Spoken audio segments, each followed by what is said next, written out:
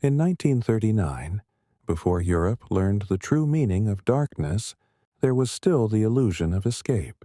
People believed war was something that happened somewhere else, somewhere far away. In a small German town near the border, a railway station stood like a final door out of normal life. This is where the story of the Keller family began. Not on a battlefield, not with gunfire, but with a suitcase. Carl Keller was a bookkeeper, not a soldier, not a hero, just a man who believed numbers made sense in a world that no longer did. His wife, Anna, packed their lives into 2 bags: family photographs, a small Bible, winter coats, their son, Emil's school notebook. Their daughter, Lotte, held a broken doll missing one eye. She refused to leave it behind, because children believe even broken things can be saved. The radio had been warning for weeks. Borders closing, cities falling, rail lines under threat. Carl finally understood the truth too late. Wars do not wait for permission. That morning he said only one sentence: "We leave today." The station was overflowing with quiet panic. No screaming, no riots, just hundreds of families pretending this was a normal trip. People spoke in low voices, as if war might hear them. Steam rose from the engine like breath from a giant animal. The train looked strong, reliable, safe, but none of them knew. This train would become a moving graveyard of hopes. Anna squeezed Carl's hand. "Once we reach the south, it will be over," she whispered. Carl nodded. He needed to believe that. Emil watched soldiers on the platform. Their boots were clean, their faces young. They looked nothing like war stories. Emil thought war looked like men. He didn't yet understand war looked like ruins. A whistle screamed. The sound cut through the crowd like a blade. Doors slammed. People climbed aboard desperately. The Keller family stepped into their carriage. Wooden benches, fogged windows, strangers pressed together by fear. As the train began to move, Anna looked back at the town. Their house, their street, their life, all shrinking behind them. She didn't know she was seeing it for the last time. Lotte waved through the window. Goodbye to the station. Goodbye to safety. Goodbye to childhood. The train rolled forward, steel on steel, carrying hundreds of people away from danger and directly into it. Carl believed this was the beginning of survival. History would prove it was the beginning of a journey through hell, because this train would not carry them to safety. It would carry them through the collapse of Europe itself, and with every stop, something would be lost. A person, a dream, a piece of their humanity. The train moved into the darkening countryside, and without knowing it, they had already boarded a story with no return ticket. The train arrived at midnight. It was not the peaceful arrival Carl had imagined. There was no platform music, no station lights, no welcoming voices, only smoke. The city was already burning. As the train slowed, the Keller family saw flames licking the sky beyond the rooftops. Entire streets glowed red, as if the ground itself had caught fire. Emil pressed his face to the window. "Papa, is that a festival?" Carl did not answer, because fathers lie to protect children, and sometimes silence is the only lie that remains. The train screeched to a halt. For a moment, no one moved. Then the sound came. Distant explosions, not loud like thunder, deeper, like the earth being torn open. Panic spread through the carriage. People grabbed bags, children, strangers. The conductor ran down the platform shouting, 10 minutes! We cannot wait. 10 minutes. For what? For a city already dying. Carl stepped onto the platform. The air smelled of burning wood, metal, and something worse. Something human. A woman ran past carrying a boy with blood on his face. A man screamed for his wife near a collapsed entrance. This was not a war zone. This was a grave that had not finished closing. Anna clutched Lotte tightly. "We should not get off," she whispered. But the train needed water, fuel, orders. War does not care about passengers. Carl led his family to the station wall. They waited, watched, learned. This was what the world looked like when laws collapsed. A bomb fell somewhere close. The shock wave shattered windows. People screamed and dropped to the ground. Emil froze. His legs would not move. Carl covered his son's body with his own. For the first time in his life, Carl understood. A father is just a man trying not to break in front of his child. Lotta began to cry, not loudly, quietly, the dangerous kind. Anna covered her mouth. In war, even children must learn silence. Sirens wailed too late. Fire engines burned beside houses. Nothing made sense. A soldier shouted at civilians to clear the tracks. Another dragged a wounded man away. The city was collapsing in real time, and this was only their first stop. Carl saw something that haunted him forever. A little girl sitting alone on a suitcase, staring at flames where her home had been. She did not cry. She looked empty. Carl turned away. Some images change you permanently. The whistle blew. People rushed back onto the train. Those who hesitated were left behind, not by cruelty, by survival. The doors slammed. The train pulled away as bombs continued to fall. Emil looked through the window as the burning city faded into darkness. He whispered, "Papa, are we safe now?" Carl looked at the black sky, at the fires, at the road ahead. He said the only thing a father could say. For now. But inside, he felt the truth forming. If this was only the first stop, what kind of journey had they truly begun? Behind them, a city died. Ahead of them, unknown disasters waited. The train rolled on. The train did not slow gently this time. It braked hard. Metal screamed. People were thrown forward. A baby cried. Someone prayed. Outside, only darkness and trees. No station. No city. No lights. Just forest. And guns. Carl looked through the window. Floodlights cut through the fog. Barbed wire stretched across the tracks. Soldiers stood with rifles raised. Not rescue.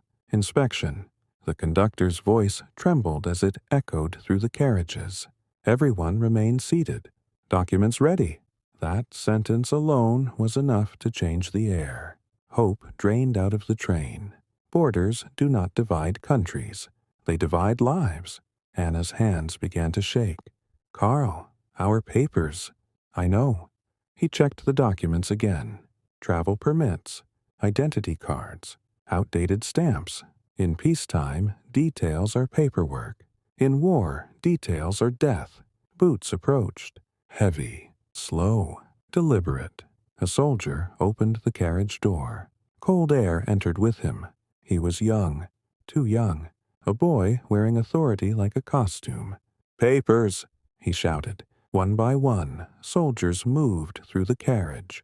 Flashlights scanned faces like weapons, not searching for people, searching for mistakes. An old man ahead of them stuttered while handing over his papers. The soldier slapped him. "Faster!" No reason. Power needs no reason. Emil clutched Carl's coat. Lotta buried her face in Anna's chest. The soldier reached their row. He stared at Carl's papers longer than necessary. Too long. Carl felt sweat form under his collar. The soldier's eyes narrowed. "This permit is old." Carl spoke carefully. "The trains were delayed, sir." The soldier looked at Emil, then at Lotta. Families were suspicious. Too many refugees hid among families. He leaned closer. "Where are you going?" Carl answered. The soldier smiled slightly. Not friendly. Predatory. "Everyone is going somewhere. Few are allowed to arrive." He handed the papers back. "Wait here." 2 words that froze the blood. He walked away with the documents. Anna whispered, "Carl, what does that mean?" "It means nothing," Carl lied. But lies collapse easily at borders. Outside, they saw others being pulled from the train. A man protested. He was struck with a rifle butt. A woman screamed as her husband was dragged away. No charges, no explanations, just separation. The soldier returned. He stopped in front of Carl. Time slowed. The train seemed to stop breathing. The soldier studied Carl's face. Occupation? Mechanic. The soldier looked unimpressed. He glanced at Emil. How old? 12. The soldier paused. War notices, boys. Soon. Too soon. He finally tossed the papers back. Go. One word. One miracle. Carl exhaled for the first time in minutes. But across the aisle they saw a different fate. A young man was pulled from his seat. His mother begged. The soldier ignored her. The door slammed. The train began to move. The mother pounded on the window as her son disappeared into the forest. Her screams followed the train into the dark. No one spoke. Everyone understood. You could survive bombing. You could survive hunger. But you might not survive a question. Emil whispered.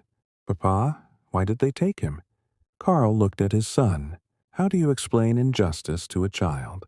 He answered honestly. Because war doesn't need fairness. The train crossed the border, not into safety, into deeper uncertainty.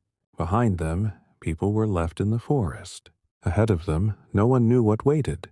The journey continued, but now they understood the truth. The train was not just carrying them away from war, it was carrying them through it. The train slowed again near sunset.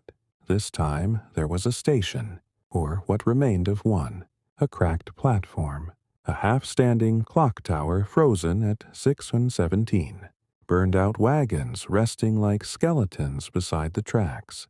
The conductor announced, 30-minute stop for water and repairs. No one celebrated. Stops were dangerous. Moving was safer than standing still. Carl looked through the window. The town beyond the station was silent, not peaceful, dead. Buildings leaned like tired men. Windows were black holes. No smoke, no voices, no life, only wind. They stepped down carefully. The air smelled of wet ash and old fire. Anna held Lotta's hand tightly. Emil stayed close to Carl. Other passengers spread out quietly, searching for water, bread, anything. Carl noticed something immediately. There were no children, not a single one. In any war-torn town, you still hear children, crying, laughing, begging. This place had none. A shop stood open, shelves empty. A wooden horse lay on the floor, split in half. Lotta pointed. Papa, whose toy is that? Carl had no answer. A woman from the train whispered, Where is everyone? A man replied softly, Sometimes towns die before their buildings do. They walked deeper into the streets. Posters were still on walls.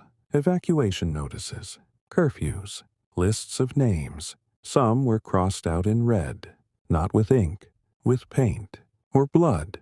Emil noticed small shoes lined near a church wall, dozens of pairs, neatly placed, too neatly, as if someone had tried to make sense of chaos. Anna's face turned pale.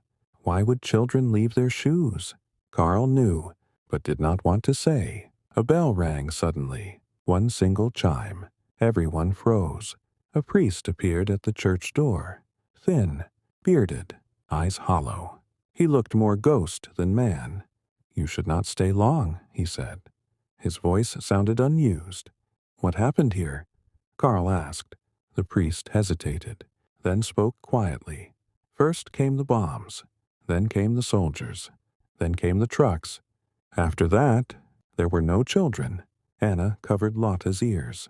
The priest continued. They took the young for labor camps. Some to the east, some never returned. What about the parents? Carl asked. They followed. His eyes dropped. Most never came back either. The silence of the town made sense now. It was not empty. It was emptied. A whistle echoed from the station. Time to leave. As they walked back, Emil saw something that made him stop. A chalk drawing on a wall. A son, 2 parents, 2 children. Under it, written in uneven handwriting, We were here. Emil touched it, as if touching a grave. Back on the train, Lotte asked, "Papa, where are the children of this town?" Carl answered carefully. "They were taken far away." "Will they come back?" Carl did not answer, because some questions break when you speak them. The train moved again. The town vanished into the dusk, but its silence followed them. Now the children understood something new. War does not only kill people. Night swallowed the train.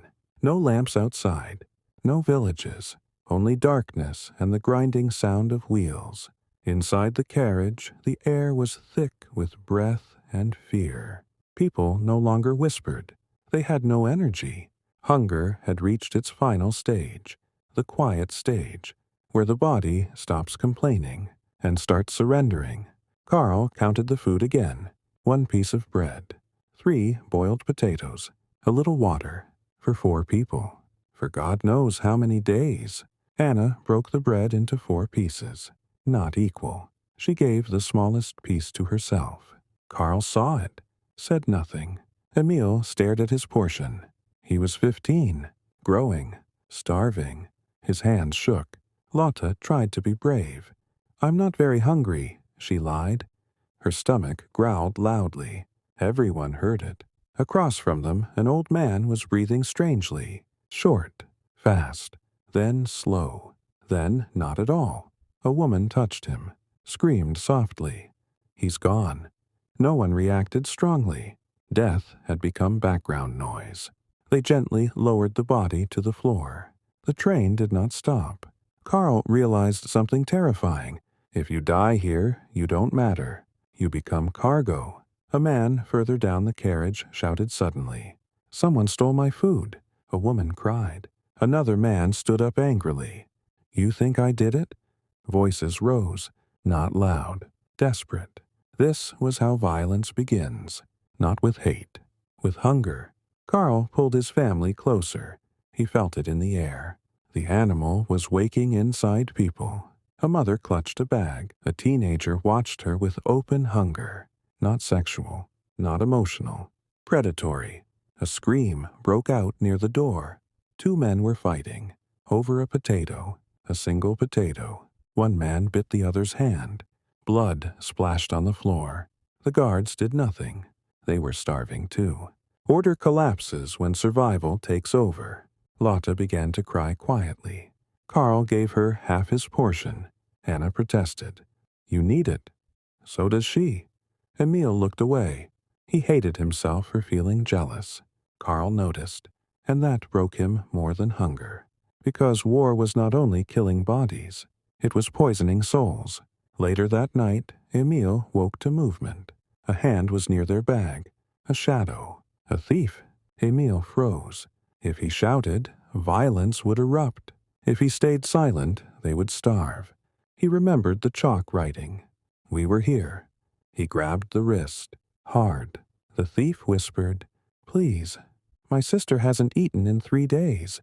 Emil hesitated, saw a girl behind him, skin tight on bones, eyes too large. Emil slowly let go. The thief took only 1 potato, left the bread. Sometimes humanity survives in pieces. At dawn, the train was quieter, not peaceful, exhausted. Hunger had won a battle, but not the war. Carl looked at his children, still alive, still human, barely. Morning came without warmth. The sky was pale, empty, like the world had been drained of color. The train slowed as it climbed through broken countryside. Abandoned farms, burned villages, fields filled with black scars. This was no longer a journey. It was a flight through a dying land. Carl noticed something wrong first. The train had been moving too openly. No camouflage, no escort, just a long black line crawling through exposed land. Perfect target. A woman near the window whispered, "Why aren't we stopping anymore?" No one answered. Then a distant sound cut the air. Not thunder, not wind, a mechanical howl, low, growing. Carl felt ice enter his spine. Planes. Someone screamed. Aircraft! Panic exploded instantly. People rushed to windows. Some dropped to the floor. Mothers covered children with their bodies. The guards shouted useless orders. Too late. The first explosion hit the front wagons. The train shook like a living creature stabbed in the spine. Metal screamed. Glass burst inward. Smoke poured through the carriage. Lotta screamed. Anna pulled her down. Another explosion. Closer. The carriage tilted. People were thrown into each other. A man was crushed under a fallen beam. He didn't even have time to scream. Outside, machine guns rattled. Not aimed at soldiers. At the train. At civilians. Carl saw through a shattered window. Fighters circling like hunting birds. This was not war. This was slaughter. The engine screamed. Brakes failed. The train was still moving. Burning. Dying. Carl understood something instantly. If they stayed inside, they would die trapped. Fire. Smoke. Explosions. He shouted into Anna's ear, "We must jump." She stared at him in horror. At this speed? Now or never. Another wagon behind them exploded. Heat rolled forward. People were already jumping. Some rolled safely. Some did not rise. Carl grabbed Emil first. "On my count." Emil was shaking violently. Carl looked into his son's eyes. Survive. No matter what. They ran to the open door. Wind roared. Ground blurred below. 1. Explosion rocked the train. 2. Lotta screamed. 3. Carl pushed Emil. He vanished into spinning earth. Anna held Lotta. Carl grabbed Anna's arm. They jumped. The world became fire and ground and noise. Carl hit hard. Air left his lungs. Darkness flashed. He rolled. Pain everywhere, but alive. He forced himself up. Emil was crawling nearby. Bleeding forehead. Breathing. Anna lay still. Carl ran. She coughed. Smoke. Alive. Lotta cried weakly. Alive. Behind them, the train burned. Wagons twisted. People ran across fields. Planes strafed again. Bullets kicked dirt around them. Carl dragged his family toward a ditch. They pressed into mud as bullets sliced the air. Then, silence. The planes flew away. The train was a grave. Hundreds dead. Hundreds scattered across open land. They had escaped the train, but now they were hunted civilians in enemy skies. Carl realized the journey was over. The real survival had begun. Night came fast. Too fast. The burning train was still visible on the horizon, glowing like a dying sun. Every shadow now looked like a soldier. Every sound felt like a gun being raised. Carl knew one truth. Open land meant death. They had to disappear. He led Anna, Lotta, and Emil across fields soaked with evening mist. They moved like ghosts. No lights, no roads, only broken fences and silent trees. Emil stumbled from exhaustion. Lotta no longer cried. Fear had stolen even her voice. Hours later, they saw it. A farm. Half-collapsed barn. Dark windows. No smoke. No animals. Abandoned. Or pretending to be. Carl hesitated. In war, empty places were never truly empty. But they had no choice. They slipped inside the barn. Rotten hay. Dust. The smell of animals, long gone. Carl pushed a broken door closed. They collapsed into the straw. For the first time since the bombing, silence returned. But it was not peaceful. It was watching them. Carl whispered, "We leave at first light." Anna nodded. Minutes passed. Then a sound. Footsteps. Not one pair. Many. Voices. German. Armed patrol. Carl's blood froze. He pressed the children down. Boots stopped outside the barn. A flashlight beam cut through cracks in the wood. A voice laughed. Probably rats. Another replied, "Everything here is rats now." The door handle moved. Slowly. The barn door creaked open. Light flooded in. 3 soldiers entered. They were not monsters. They were tired. Dirty, young, but armed. One kicked hay with his boot. Another lit a cigarette. Carl held his breath until pain burned his chest.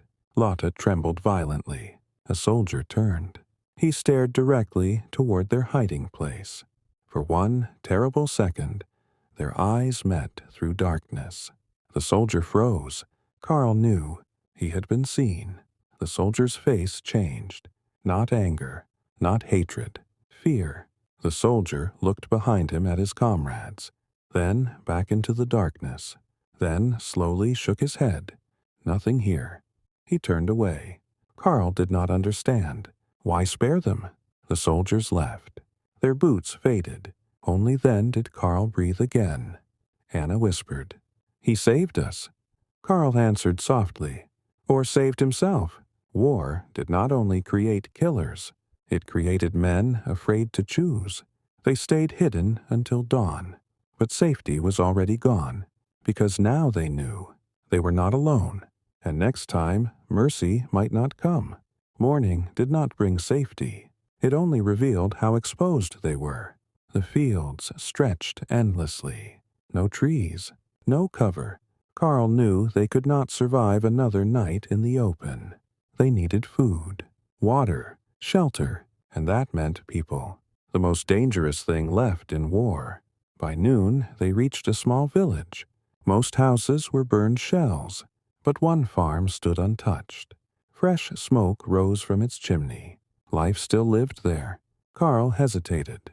People were more unpredictable than soldiers. But Emil collapsed from hunger. They had no choice. Carl knocked. A long silence. Then the door opened slightly. A thin man with hollow eyes stared out. A farmer, middle-aged, face carved by years of fear. Carl raised empty hands. "We don't want trouble, only food, the children." The farmer studied them, not with pity, with calculation. Finally, he stepped aside. 5 minutes. Inside, the house was warm. Soup simmered on the stove. The smell almost made Emil cry. The farmer's wife avoided their eyes. She placed bowls silently. The children ate like starved animals. For a moment, Carl believed. Maybe humanity still lived. The farmer watched them carefully, too carefully. When they finished, he spoke softly. "You should leave before dark." Carl thanked him. They stepped outside. That was when they saw the bicycle. Military issue. Hidden poorly behind the barn. Carl understood instantly. The farmer wasn't neutral. He was a watcher, a survivor who sold information. They turned to leave. A truck engine roared in the distance. The farmer's eyes flicked toward the road, then to Carl, then to the children. His face tightened. A decision being made. Carl grabbed Anna's arm. They ran. Behind them, the farmer shouted, "Stop! I only want to help." But his voice was wrong. Too loud, too public. A rifle shot cracked the air.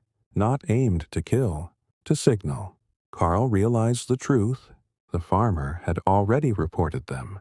The soup had been the price of time. They sprinted into fields as the truck grew louder. Lotta fell. Carl carried her. Sirens howled. Dogs barked. Searchlights swept the land. Carl whispered through burning lungs. "We trusted the wrong man." Anna answered through tears. In war, hunger is safer than kindness. They escaped only because darkness returned. But something had changed. They no longer believed in strangers. The world was shrinking. Hope was becoming dangerous. The train creaked and groaned along shattered tracks. Each carriage whispered the stories of those who never arrived. Carl, Anna, and Lotta had set out as four. They had hoped to reach safety. But the war had other plans. The fires, the bombs, the betrayals, the starvation. They had taken everything. Only Anna survived. She clutched Lotta's hand as they stepped off the train onto the empty platform. But the child was gone. Emil, lost forever. Lotta, lost in a bombing raid the week before. The war had stolen her family, her home, her innocence. The station was silent except for the wind whistling. across twisted metal and shattered wood. The few faces she saw were strangers, eyes wary, hearts hardened. Anna's mind replayed every choice, every misstep, every moment of mercy she had seen and given. She remembered the farmer who betrayed them, the soldiers who spared them, the cold nights hiding in barns, the fear in Emil's eyes. Every step had brought her here. She realized the train had carried her across Europe, but it had not carried her home, because home no longer existed. She stood alone, no words, no tears, only memories. Then she did something she had not done in years. She closed her eyes, took a deep breath, and for the first time, she let herself survive. Not happy, not safe, not complete, but alive. And somehow that had to be enough. A single train pulling away carried away the echoes of her family, the ghosts of war, the lives lost along the way. Anna turned away from the platform, knowing the journey was over, but the memory would never leave her. The station remained empty. The war moved on, but she survived.